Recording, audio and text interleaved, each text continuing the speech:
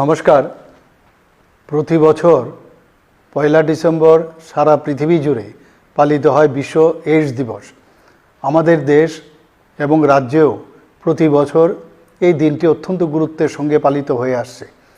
রাজ্যের সংশ্লিষ্ট কয়েকটি সরকারি দপ্তর, বেসরকারি প্রতিষ্ঠান এবং নানা পেশায় নাগরিকদের মননশীল অংশগ্রহণে এই দিবসটি পালিত হয়। এই বছর দিবসটি উদযাপনের মূল বিষয় হল overcoming disruption, transforming the AIDS response.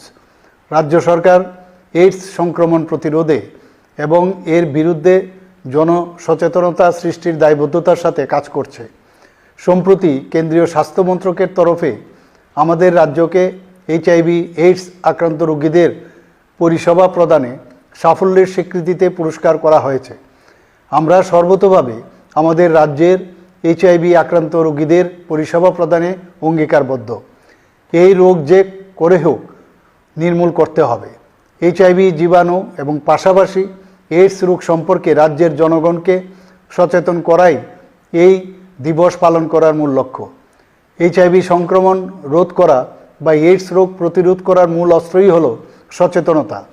আক্রান্ত ব্যক্তির সঙ্গে অসুরক্ষিত যৌন সংসর্গ, শরীরে অপরীক্ষিত রক্ত ব্যবহার, একই সূচের বহুজনের ব্যবহার, নেশা গ্রহণ এবং আক্রান্ত মা থেকে শিশু, মূলত এই চারটি কারণে HIV জীবাণু শরীরে প্রবেশ করতে পারে।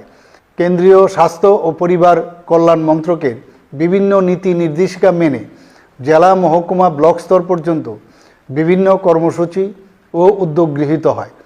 বিশ্ববিদ্যালয়, মহাবিদ্যালয়, বিদ্যালয় স্তরে নানাবিধ কর্মসূচি পালিত হচ্ছে।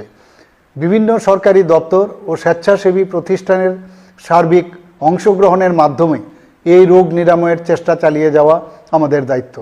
শিরাপথে মাদক ব্যবহারের ফলে যেভাবে আমাদের রাজ্যে HIV ছড়াচ্ছে, তা থেকে নিজেকে এবং পরিচিত সকলকে দূরে সরিয়ে রাখতে হবে।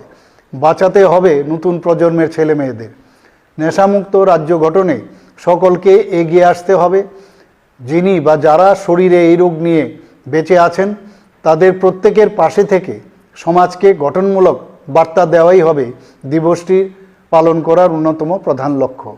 স্বাস্থ্য ও পরিবার কল্যাণ দপ্তর সহ অন্যান্য বিভিন্ন সরকারি দপ্তর, বেসরকারি সংস্থা ও প্রতিষ্ঠান যারা দায়বদ্ধতা নিয়ে এই রোগ প্রতিরোধের জন্য কাজ করেন, আমি তাদের সকলকে আন্তরিক শুভেচ্ছা জ্ঞাপন করছি। জনগণের সক্রিয় অংশগ্রহণের মাধ্যমে আমরা আগামীতে এই জীবাণুর সঙ্গে লড়াই করে তাকে পরাস্ত করতে পারব। নমস্কার।